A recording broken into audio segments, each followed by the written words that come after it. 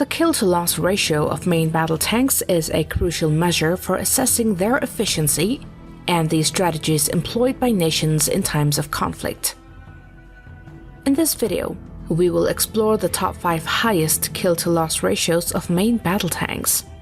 It is important to acknowledge that achieving precise measurements for this ratio is often challenging, and the figures we present are approximations. But we do welcome your input in the comment section. Also, we will not include tanks of World War II, as we've already published. You can check the video in the link given below. So let's do this. Number 5. Merkava. The Merkava is a series of Israeli main battle tanks used by the Israel Defense Forces. These tanks have been employed in various conflicts, including the Lebanon wars and operations in Israeli-occupied territories.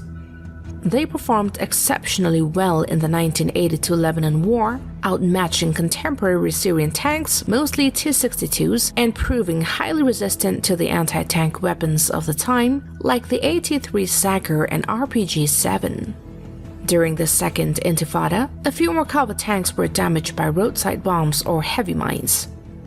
In 2006 Lebanon War, 5 Merkava tanks were destroyed, but they successfully targeted and neutralized hundreds of enemy artillery and anti-tank units, reducing threats to Israeli forces.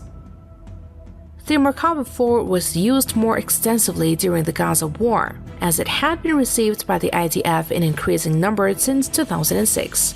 Notably, no Merkava tanks were damaged during Operation Protective Edge in 2014, and the Merkava Mark IV-M tanks equipped with a trophy active protection system successfully intercepted anti-tank missiles and RPGs on numerous occasions during ground operations. These tanks engaged significant enemy infantry and fortifications, and the estimated kill-to-loss ratio of the Merkava tank is around 6 to 8 to 1. At number 4, the Challenger 2. A third-generation British main battle tank is active with the armies of the United Kingdom, Oman, and Ukraine. It made its combat debut in March 2003 during the invasion of Iraq, notably providing fire support during the city's siege and taking out Iraqi tanks, primarily T-54 and 55s. Impressively, during the 2003 Iraq invasion, the Challenger 2 tanks suffered no tank losses to Iraqi fire. On 25 March 2003, a friendly fire incident in Basra happened. It hit and caused a fire that eventually ignited the stowed ammunition, destroying the tank. This was the first Challenger 2 to be destroyed on operations. Upgrades were introduced in this tank to enhance protection, including add-on armor from Rafael Advanced Defense Systems of Israel. In September 2023, a Ukrainian Challenger 2 crew member described the tank as a sniper rifle among tanks due to its accuracy and praised its superior protection compared to the tanks like the T-62, T-72, and the T-80 that they had previously operated.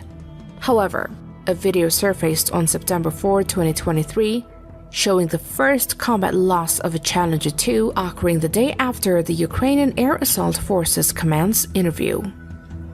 The estimated kill-to-loss ratio for the Challenger 2 is approximately 6 to 9 to 1. At number 3, the M1 Abrams. The M1 Abrams, designed by Chrysler Defense, was introduced into service in 1980 and serves as the primary battle tank for the United States Army. Its first combat deployment occurred during the Gulf War in 1991, known as Operation Desert Storm, with 1,848 M1A1 tanks sent to Saudi Arabia for the liberation of Kuwait.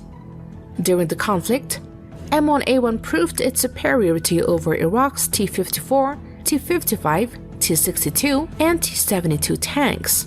Out of the 1,848 M1A1s deployed, only 23 were damaged or destroyed, with 7 falling victim to friendly fire, and 2 intentionally destroyed to avoid capture by Iraqi forces.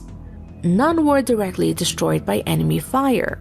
The M1A1 demonstrated the ability to engage and eliminate enemy tanks at ranges exceeding 8,200 feet to 1,500 meters.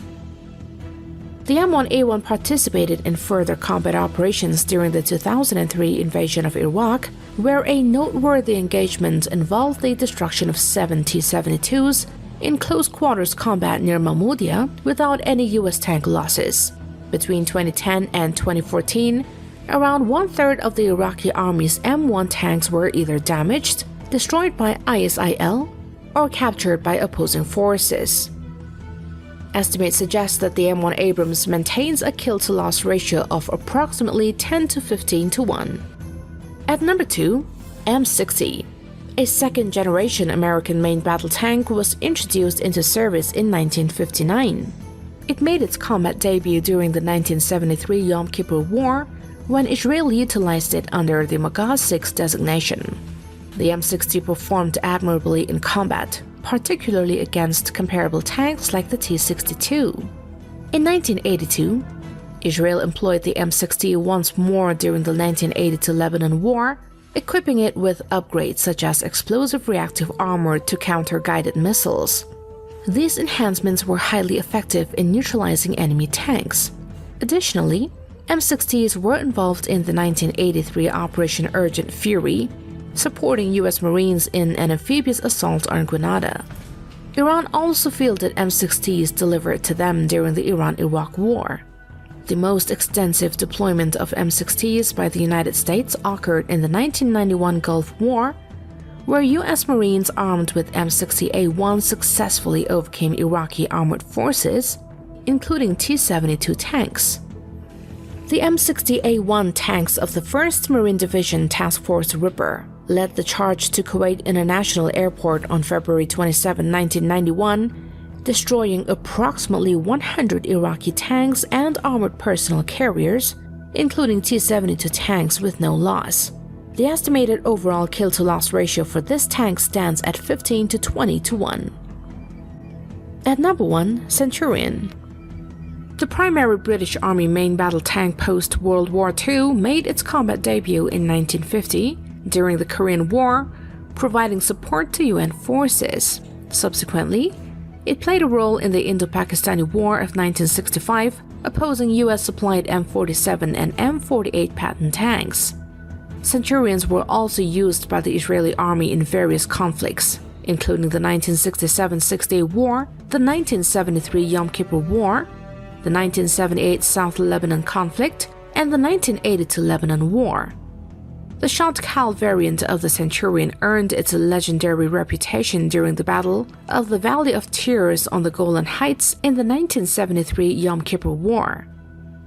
In this battle, 105 shot Cal tanks from the 7th Armored Brigade and the 20-shot tanks from the 188th Brigade thwarted the advance of approximately 500 Syrian T-55s and T-62s, symbolizing the prowess of Israeli armor.